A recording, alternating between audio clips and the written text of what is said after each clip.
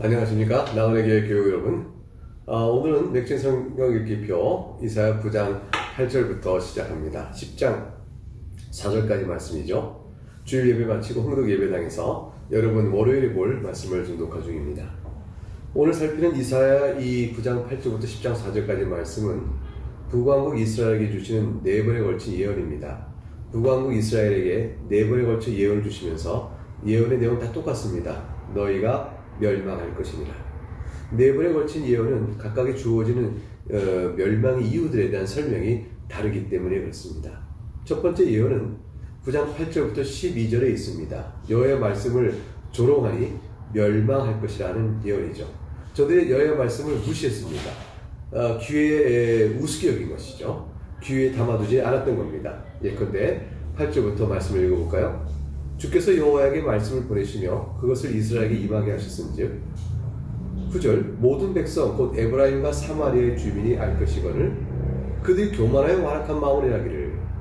에브라임은 북왕국 10지파 12지파 가운데서 10지파가 북왕국에 있죠.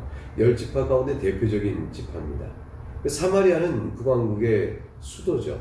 거기에 있으니까 이스라엘 전체를, 북왕국 이스라엘 전체를 대표하는 것인데 그들이 뻔히 하나님의 말씀을 알 것임에도 불구하고 저희들이 교만하고 완악한 마음으로 말하기를 10절에 벽돌이 무너졌으나 우린 다듬은 돌로 쌓고 뽕나무들이 찍혔으나 우린 백항목으로 그것을 대신할 것이라.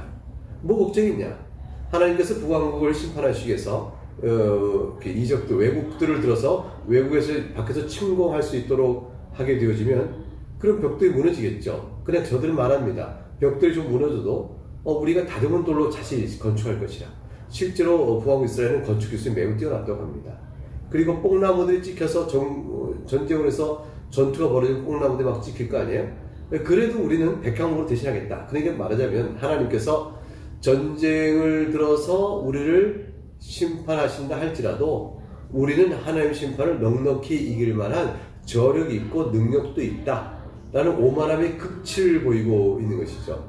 그래서 하나님께서 너희가 그렇게 말하니 그런 마음을 갖고 감히 나의 말을 없음 여기느냐? 너희가 멸망할 것이라 라는 것이죠. 11절에 그러므로 여호와께서 르신의 대적들을 일으켜 그를 치게 하시며 그의 원수를 격동실 것이다. 르신은 아람 왕입니다. 북왕국 이스라엘 위쪽에 있는 아람 왕이 이제 르신인데 사실 북왕국은 이스라엘은 아람의 지배 안에 있어요. 사실 직접도 지배하지 않았지만 아람의 영향권 안에 있었던 것입니다. 그래서 아수르와 블레셋이 이 아람과의 대적 관계죠. 근데 하나님께서 북왕국 이스라엘을 심판하시기 위해서 르신의 대적된 아람의 대적인 저 멀리 있는 아수르 왕국, 나중에 또 이제 가까이 있는 블레셋을 들어서 이스라엘을 괴롭히게 하겠다고 말씀하십니다. 12절에 앞에는 그러면 너희가 어떤 처지가 되겠느냐? 너희를 지배하고 너희를 이렇게 억압하는 아람이 너희, 연합군이지만 사실 아람이 상전이죠. 아람이 너희 앞에 있고 뒤에는 블레셋이 너희를 좁혀올 것이다. 멀리는 아수르가 있겠죠. 그들이 모두 입을 벌려 너희를 이스라엘에 삼키리라. 그럴지라도 여호와의 진노가 돌아서지 아니하며 그의 손은 여전히 펴 있으리라. 12절의 말씀입니다. 그래서 하나님께서 그 블레셋과 아람을 통해서 이렇게 이스라엘을 심판하더라도 하나님은 그걸로 인해서도 심판의 손길을 거두지 않으시겠다. 두 번째 예언은 13절과 17절의 말씀입니다. 저들이 왜 멸망하게 될까요? 여호와를 찾지 않음으로 그럴 것이라고 말씀합니다. 13절 그리하여도 그 백성이 자기들을 치신 이에게로 돌아오지 아니하며 만군의 여호와를 찾지 아니하도다. 하나님 찾아야 살 거 아니겠어요?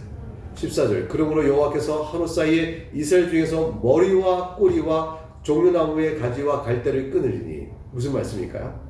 그 머리는 곧 장로와 존귀한 자요, 꼬리는 거짓말을 가르친 선지자라. 이스라엘이 거짓말 가르친 선지자가 너무 많고 장로와 존귀한 자들이 다 거기에 속아서 폐역을 일삼았습니다. 16절 백성을 인도하는 자가 그들을 미혹하니 인도를 받는 자들이 다 멸망할 것이라. 지도자가 미혹하고 죄 가운데 빠지니 백성도 함께 죄에 빠져버리는 것입니다.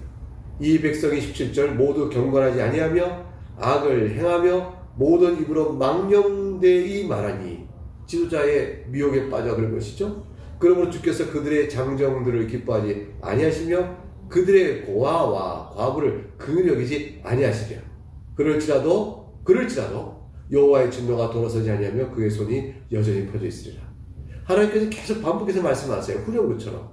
그럴지라도 처음에 9절부터 12절까지 말씀해도 그럴지라도 여호와의 진노가 돌아서지 아니할 것이며 그의 손이 여전히 펴져 있을 것이라. 또 두 번째 예언인 여호와를 찾지 아니함으로 멸망할 것이라는 13절과 17절 명랑했으니 맨 끝에 그럴지라도 여호와의 진노가 돌아서지 아니하며 그의 손이 여전히 펴져 있으리라. 세 번째 멸망의 사유에서 주님께서 말씀하신 내용이 18절부터 21절입니다. 이 내용은 부왕국 이스라엘이 악행을 계속하는 거예요. 그냥 도덕적 타락에 극심한 것이죠. 하나님께서 그러니 멸망할 거라고 말합니다. 18절 대저 악행은 불타오르는 것 같으니 곧 찔레와 가시를 삼키며 빽빽한 숲을 살라 연기가 위로 올라가게 함과 같은 것이라. 악행이 얼마나 그 기세가 드센지 이게 막 숲을 산림을 다 이게 산에 불탄다고 생각했어요. 그 나무 숲들을 막 다다다다 태워가면서 전산이 벌겋게 그 무서운 기세로 불에 타듯이 저들의 악행이 바로 그렇게 드셌다. 다 산을 태워버린 다음에 남은 연기가 모락모락 나듯 저들의 악행이 그와 같다. 그러니 하나님께서 19절에 진노로 만군의 여호와의 진노로 말미암아 이 땅이 불탈 것이야. 너희가 악행이 불타냐? 악행이 불타오르냐? 그럼 너희 전체를 불태워버리겠다. 이러시는 거죠. 악행이 불탄다는 것은 하나님의 비유적이지만 심판은 실제적입니다. 백성은 불의 석과 같이 불의 연료죠. 나뭇잎 같은 것이 훅 타버리듯이 백성은 그렇게 타버릴 것이고 그 결과가 비참해져요. 사람이 자기 형제를 아끼지 아니하며 형제가 형제끼리 서로 살육하고 이익을 위해서 죽이는 일들이 벌어질 거라는 것입니다. 20절 오른쪽으로 움킬지라도 줄이고 왼쪽으로 먹을지라도 배부르지 못하며 사람이 줄이지 않고 배부르고자 먹는 것인데 오른쪽으로 움켜줘도 줄이고 뭐 손에 쥘 것이 없는 것이죠. 왼쪽으로 먹을지라도 배부르지 못한다. 먹을 게 없는 겁니다. 각각 그래서 결국엔 자기 팔의 고기를 먹을 것이다. 자기 팔의 고기를 먹는다는 것은 자기 팔의 벽에 뭘 먹는다는 것이 아니고 자기 팔과 같은 존재, 즉 자기의 피부지나 형제를 먹어버리게 되는 일이 벌어진다는 것입니다. 형제끼리 서로 싸우고 이익을 위해서 그렇게 먹기 위해서 싸우는 비참한 일에 놓이게 될 것이라고 말씀합니다. 21절에 므낫세는 에브라임 므낫세를 먹을 것이요. 므낫세 입장에서 에브라임이 자기 형제잖아요. 자기 팔과 같죠. 에브라임 입장에서 므낫세는 자기 팔과 같습니다. 서로 잡아먹는 겁니다. 서로 그걸 해쳐 자기 이익을 취하려 하는 것이죠. 먹을 게 없으니까. 그러다 둘이서 마음을 합쳐서 유다를 칠 것이라고 합니다. 유다를 막 공격해오겠죠. 유다를 잡아먹자 하면 힘을 합치자. 그러나 저들의 악행 때문에 하나님이 유다를 살리시고 저들도 망하게 하십니다.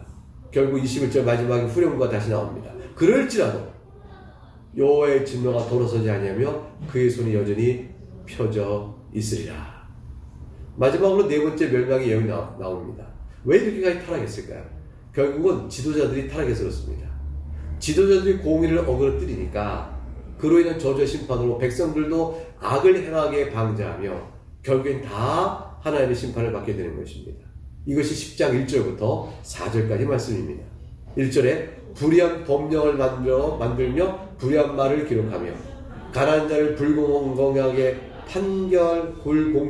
판결하여 가난한 내 백성의 권리를 박탈하며 과부에게 토색하고 고아의 것을 약탈한 자는 화 있을진저. 벌하신 날과 멀리서 오는 환난 때에 너희가 어떻게 하려느냐? 누구에게 도망하여 도움을 구하겠으며 너희의 영혼을 어느 곳에 두려하느냐? 불의한 법령을 만들어 불의한 말을 기록하여 저들에게 가난한 자를 돌봐야 될 하나님의 공의를 없이 여기고 불공평히 판결하며 과부를 토색하고 과의 것을 약탈하면 하나님께서 과부와 고아의 음성을 둔다고 하셨는데 하나님께서 저들에게 어떻게 심판하시겠어요? 과연 심판날에 벌하는 것이 날아오고 벌하는 날이 되어지고 또 멀리서 환난이 미쳐지면 저들이 어디로 도망가겠느냐? 사실 북왕국 이스라엘이 살 길은 자신의 하나님 여호와밖에 없잖아요. 여호와께 돌아와야 되는데 저렇게 하나님의 말씀을 이렇게 어그러뜨리면 어디로 도망가겠냐는 것이에요. 4절 포로된 자 아래에서 굽으리며 죽음을 당한 자 아래에 엎드러질 따름이라. 무슨 말일까요? 너희가 높고 북왕국 이스라엘에서는 지도자인 줄 관여해도 너희가 과연 망하게 된 날에는 포로 가운데 너희가 같이 포로가 되어 부풀어질 것이고 죽임을 당한 자와 함께 되어 너희 가운데는 죽임을 당하게 될 것이다. 그럴지라도 다시 반복이 됩니다. 여호와의 진노가 돌아서지 아니하며 그의 손이 여전히 펴져 있으리라. 하나님의 말씀입니다. 북왕국 이스라엘은 그 진노로 인하여 영원히 멸망했습니다. 유다는 진노를 받아서 바벨론의 포로로 끌려가더라도 나중에 돌아온 역사를 경험하죠. 북왕 이스라엘은 그대로 멸망하게 되어집니다. 죄악이 그러했습니다. 이 말씀으로 하나님 앞에 서가시는 여러분들 수 있기를 주의 이름으로 축복합니다. 감사합니다.